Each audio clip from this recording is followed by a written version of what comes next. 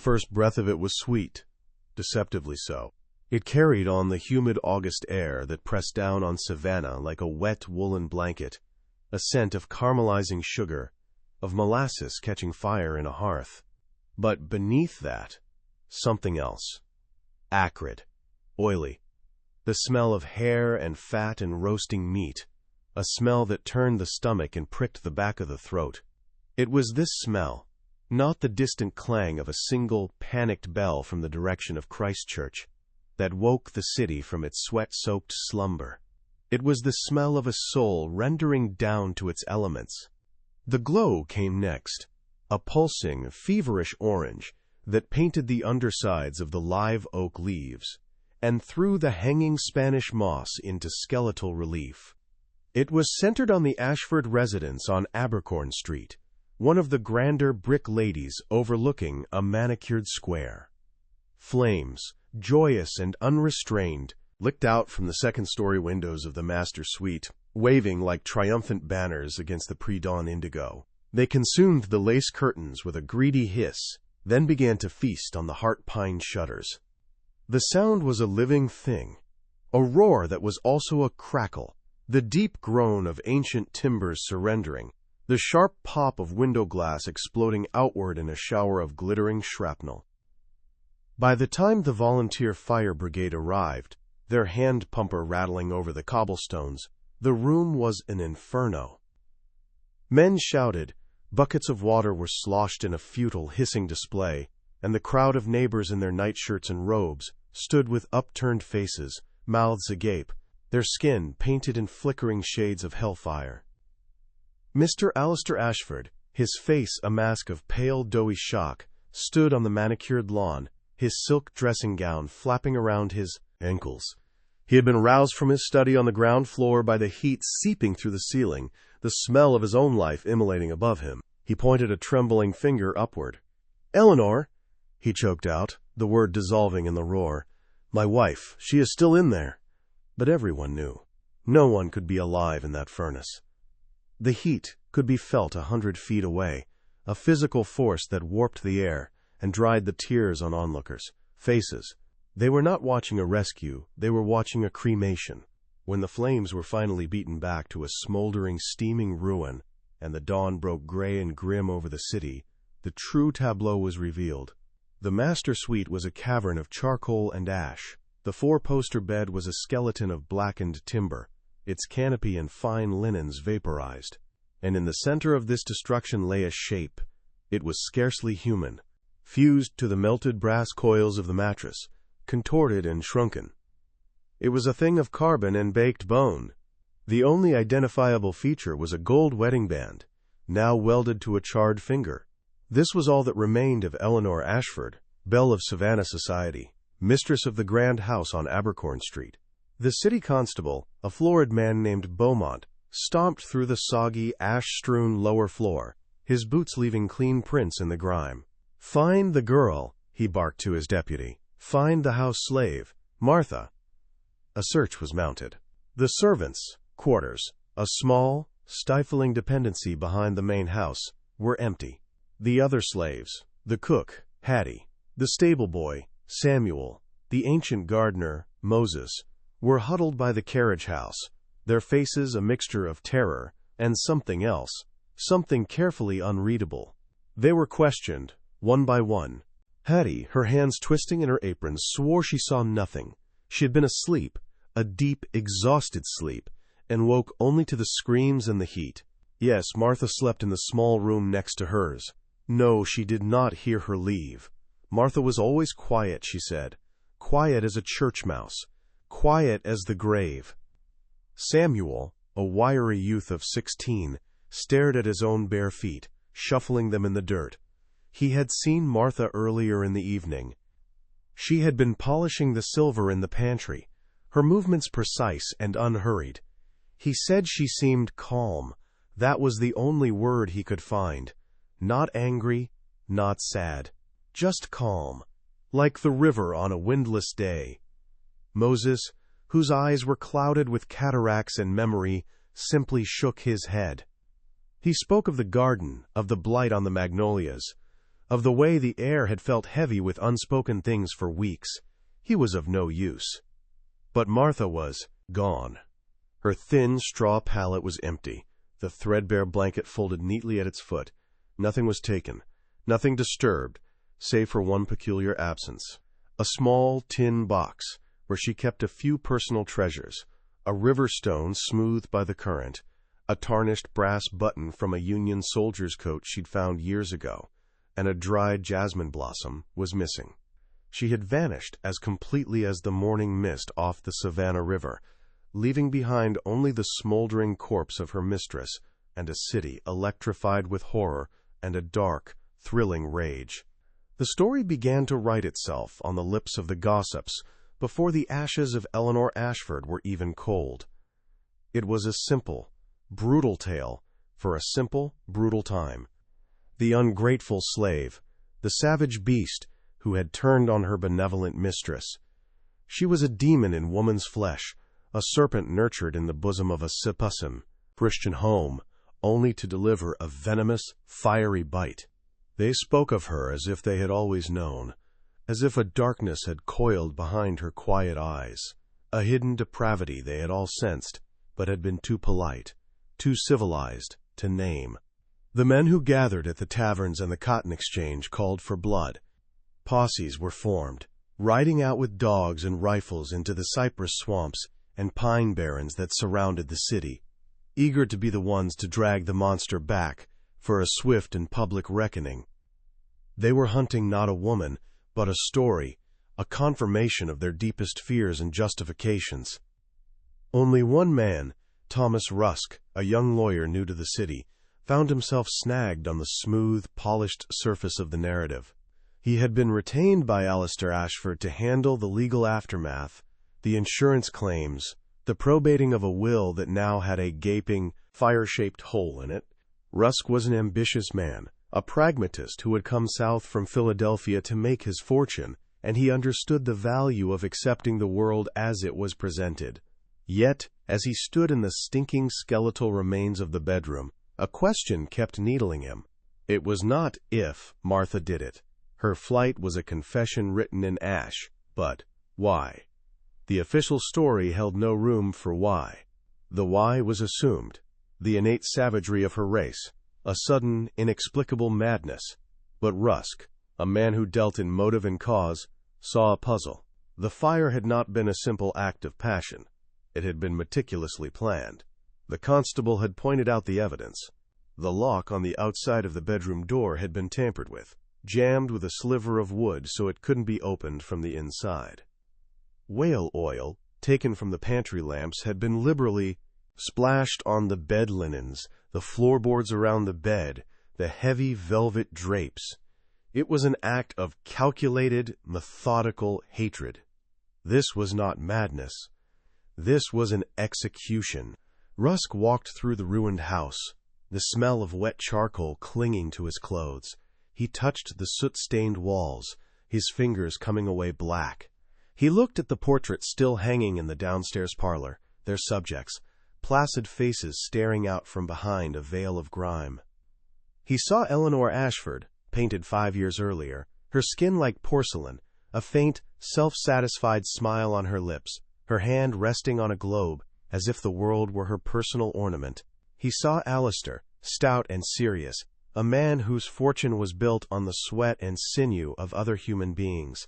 This was a house built on silence, on the quiet acceptance of an unspeakable foundation, and Rusk wondered what kind of pressure could build in such a silence, until it had no choice but to explode. He found himself less interested in the hunt for Martha, the fugitive, and more obsessed with the ghost of Martha, the woman who had polished the silver and folded the linens in this very house, until one night she decided to burn it all down. He wanted to understand the alchemy that could turn a human soul into an incendiary. To understand the fire, one had to understand the years of slow heat that preceded it. The story of Martha and Eleanor did not begin with a spark, but with the quiet, suffocating pressure of daily life in the house on Abercorn Street. Martha had been purchased by Alistair Ashford at the age of 10 from a trader's block on Bay Street, a place that stank of mud, fear, and chains. She remembered the auctioneer's hands on her, turning her around, opening her mouth to inspect her teeth as if she were a horse. She had been separated from her mother a year earlier, her name a fading sound in her memory, her face a blurring watercolor. She was given the name Martha by the Ashfords, her old name scoured away like a stubborn stain. Eleanor Ashford, then a young bride, had chosen her personally. "That one," she had said, pointing a gloved finger. "She has good hands, and she's quiet. I can't abide a noisy girl." From that day, Martha's world shrank to the dimensions of the Ashford house. Her life was a litany of tasks, a rhythm dictated by the rising and setting of the sun and the whims of her mistress.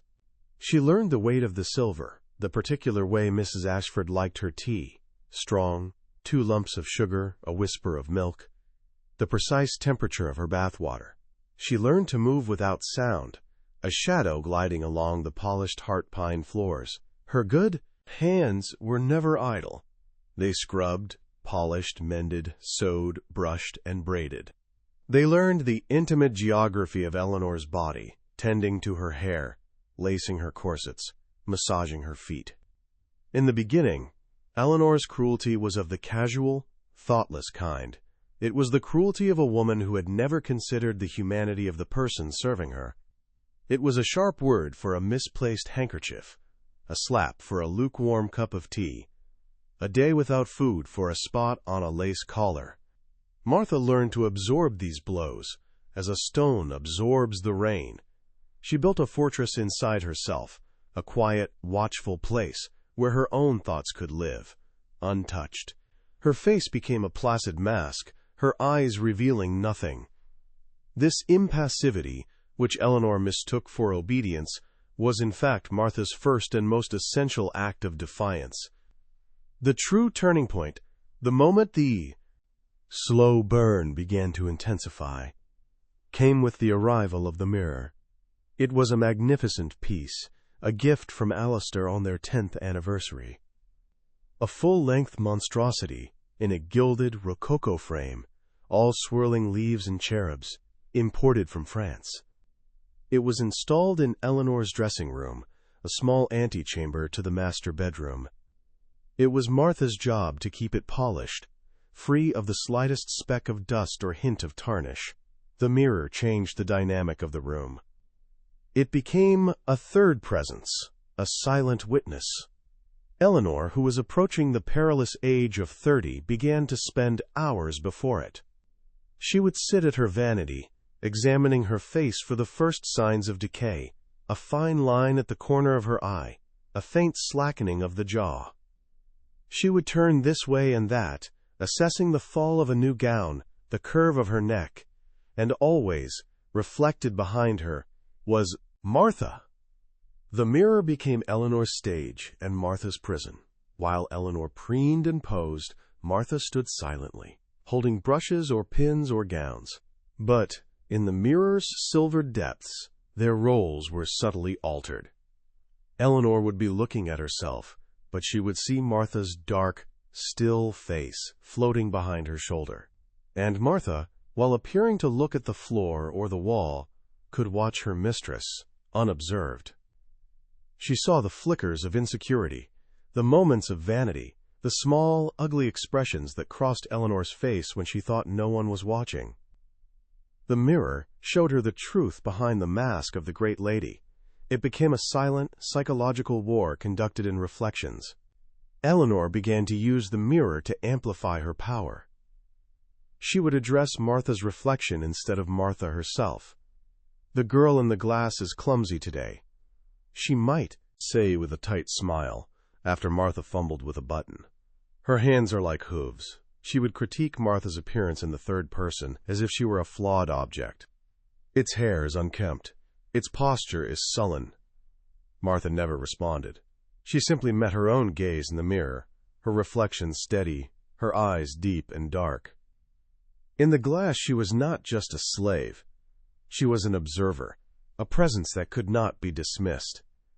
The reflection gave her a strange kind of substance. It was in the mirror that she first began to truly see herself, not as the girl or the it that Eleanor described, but as Martha, a person.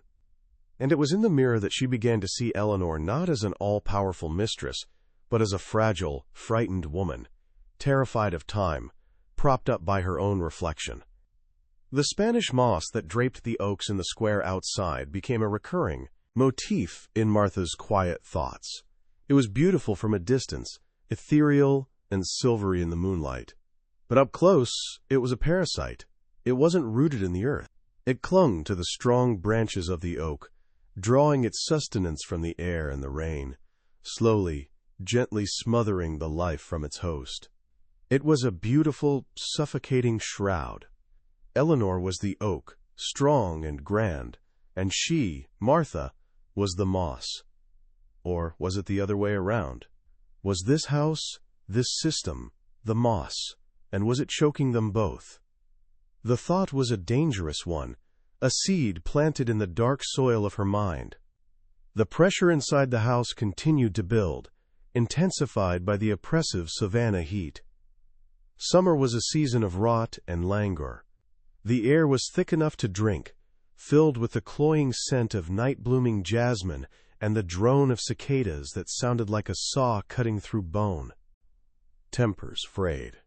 The veneer of civilization grew thin. Eleanor's moods became more volatile. Her vanity curdled into a kind of frantic desperation. She began to host more lavish parties, her gowns more expensive, her laughter louder and more brittle. She needed constant admiration to reassure herself that she was not fading. Martha's life became a frantic race to satisfy her mistress's escalating demands. The preparations for these events were Herculean. Days of polishing silver, ironing linens, waxing floors, all under Eleanor's hypercritical eye. A single fingerprint on a wine glass could result in a vicious tirade. During the parties, Martha would move through the throngs of guests, a silent specter offering sherry and canapés, her face a blank canvas onto which they projected their own assumptions. She heard their talk of cotton prices, of politics, of the latest abolitionist pamphlets from the North, which they discussed with a mixture of derision and fear. They spoke of their slaves as if they were furniture, present but inanimate.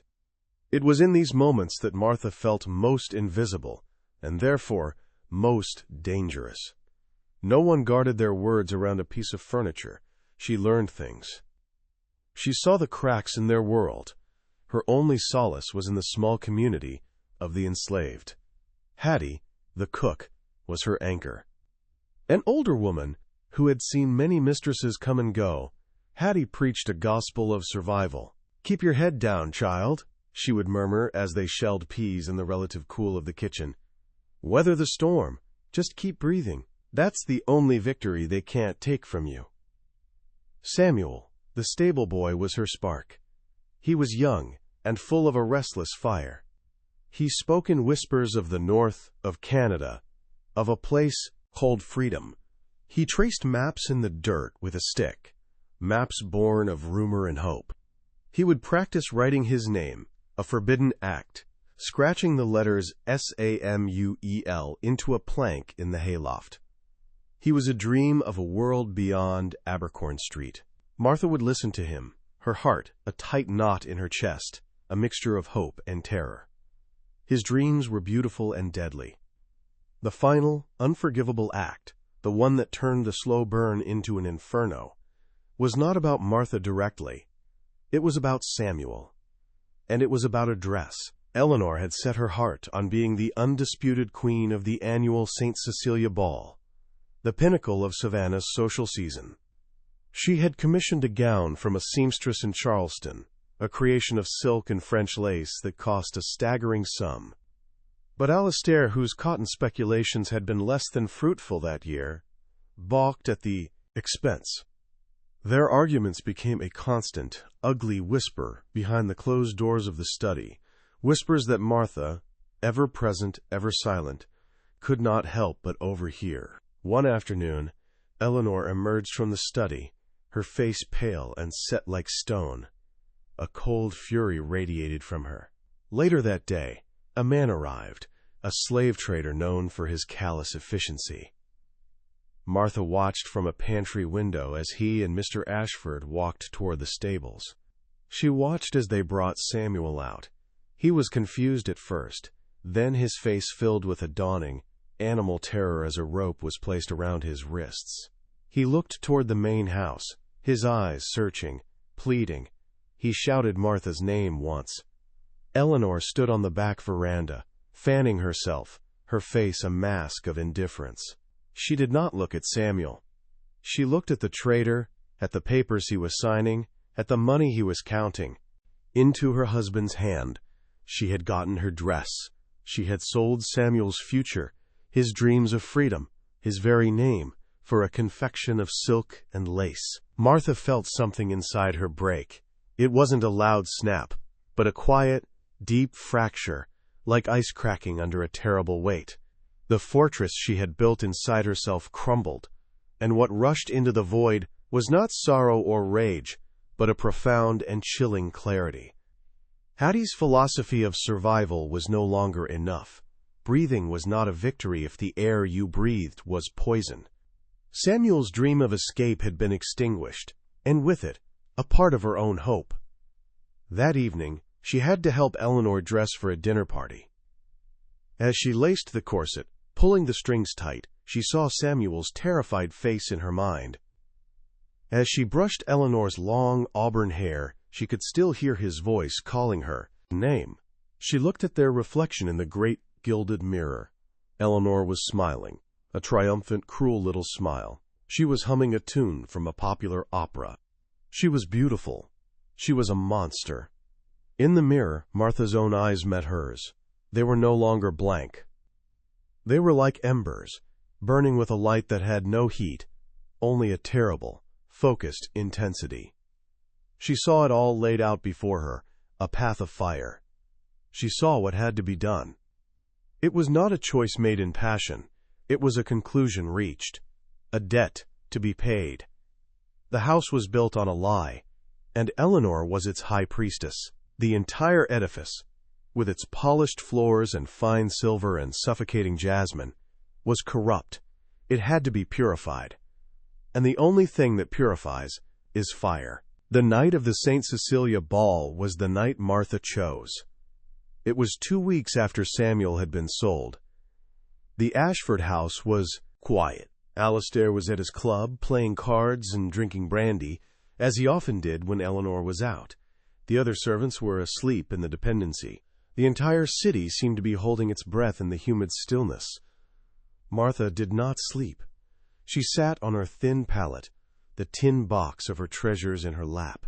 She ran her thumb over the smooth river stone. She remembered the day she found it, the cool water rushing over her ankles, a brief, stolen moment of peace. She touched the brass button, a relic of a war fought for ideals she was only beginning to understand. She held the dried jasmine blossom to her nose. Its scent, once a symbol of the South's oppressive beauty, now seemed like a funeral flower. She was saying goodbye, not just to the house, but to the girl who had survived within its walls. That girl was about to die, and someone else was about to be born. Her movements were deliberate, imbued with a ritualistic calm. She slipped out of the dependency and into the main house, using the key she had stolen from the housekeeper's ring weeks ago.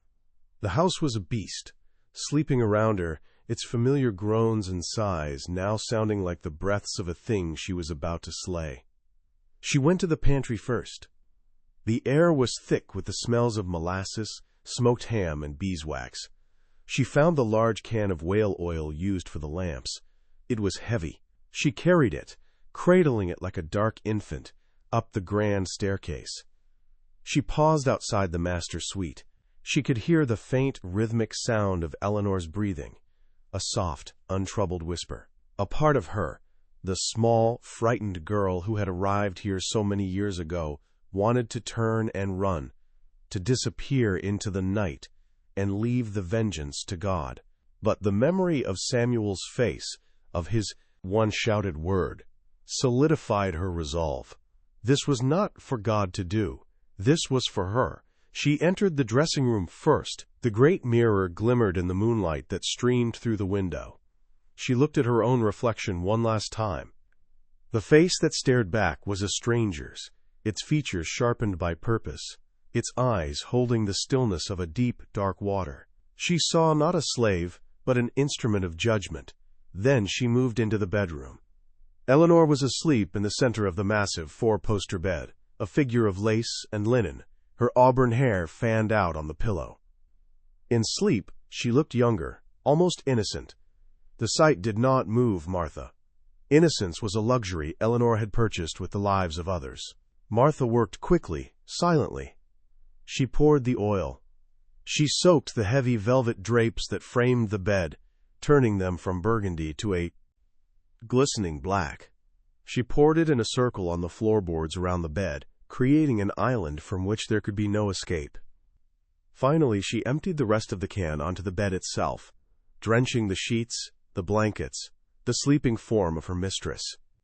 The smell of the oil was sharp, clean, and terrible. It was the smell of an ending. She retrieved the small sliver of wood she had carved and hidden earlier in the day. She stepped out of the bedroom, pulling the heavy door almost shut. She wedged the wood into the jamb, jamming the latch. She tested it.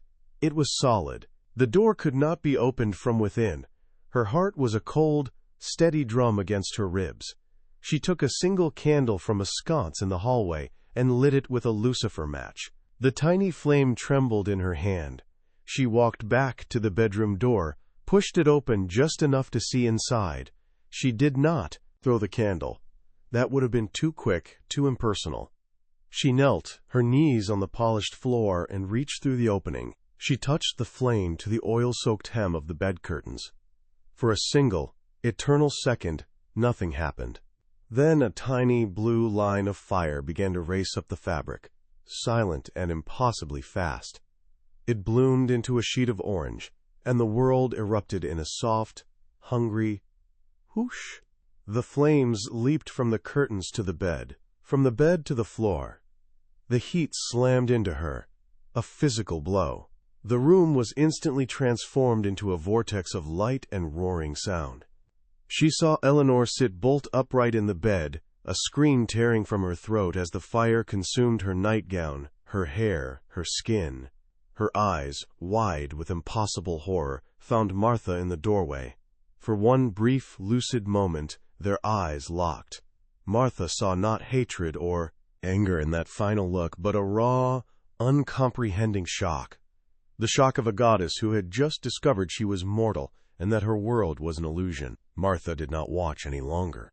She pulled the door shut, the jamb catching with a solid thud.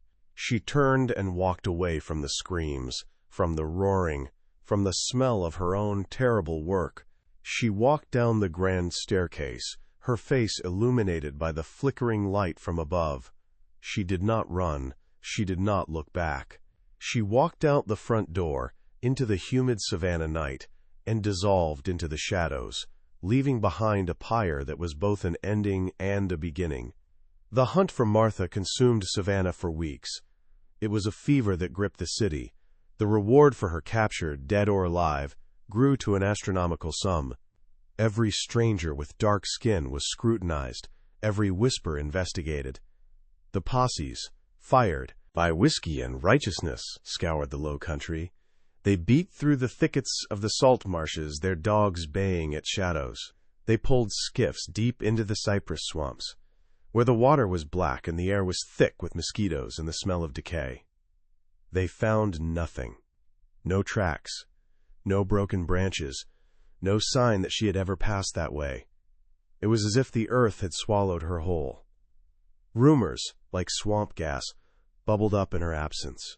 Some said she had been caught by the dogs and torn to pieces, her body left for the gators and vultures. Others whispered that she had drowned herself in the Ogeechee River, choosing the water over the fire that would have surely awaited her.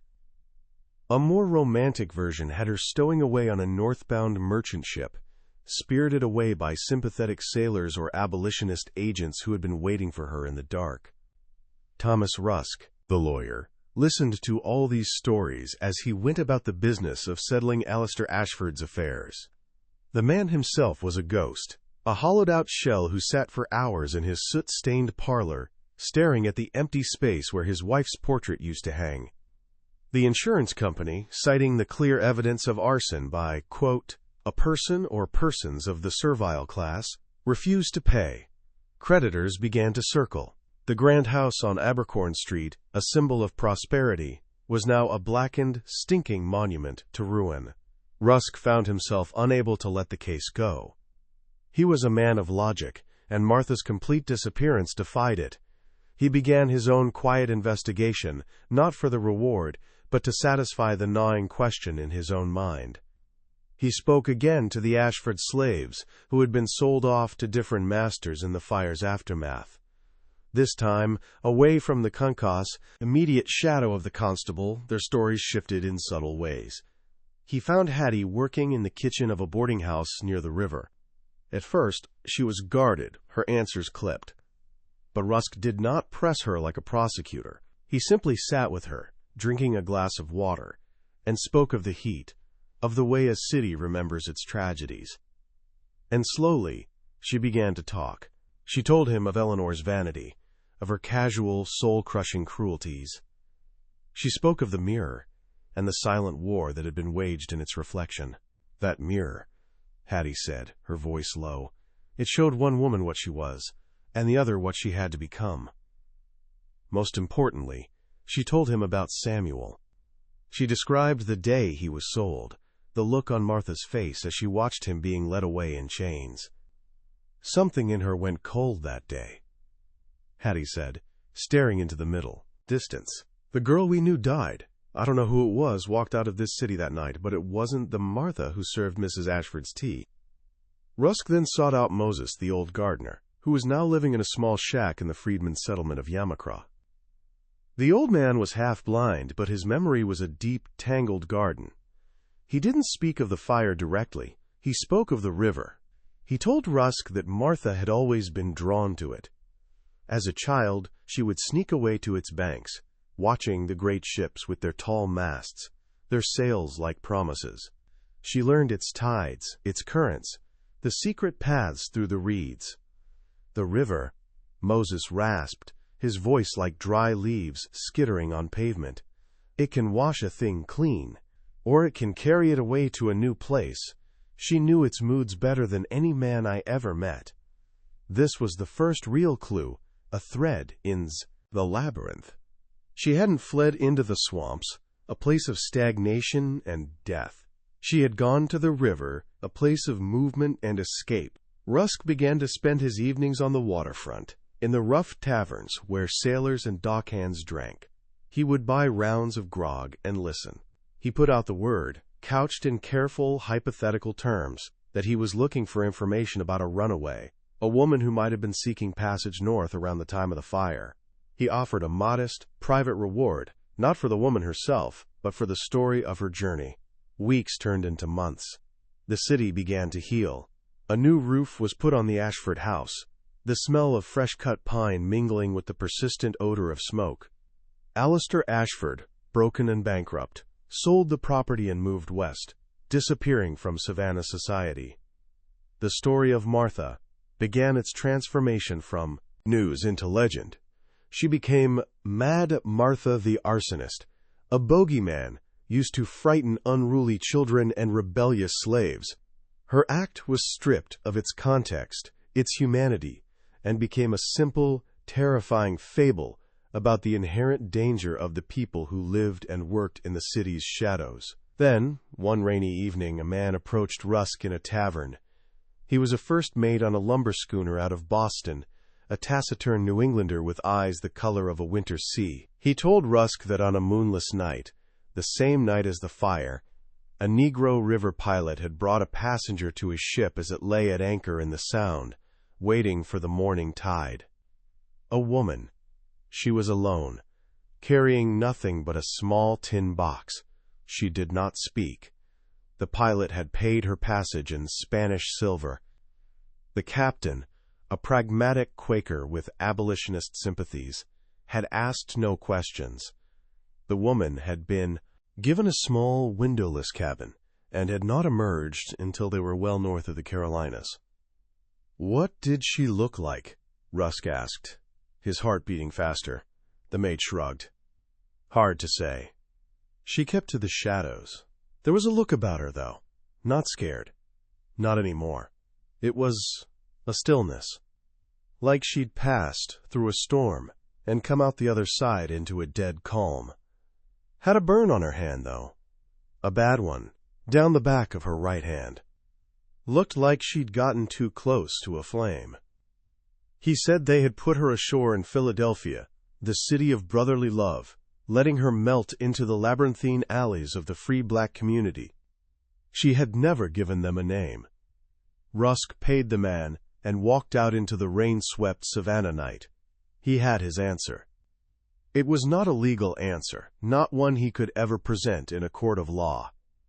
But it was a human one. Martha was not in a swamp or at the bottom of a river. She was free. She had walked through fire and come out the other side. He looked at the back of his own hand, imagining the feel of that searing heat. He thought of the two women, locked in their terrible symbiosis. One had been consumed by the flames, the other had been forged by them. He closed his file on the Ashford estate. The case was officially unsolved, the perpetrator at large. But for Thomas Rusk, the story was complete. It was a story that would stay with him for the rest of his life, a private legend that shaped his understanding of justice, of freedom, and of the terrifying, clarifying power of fire.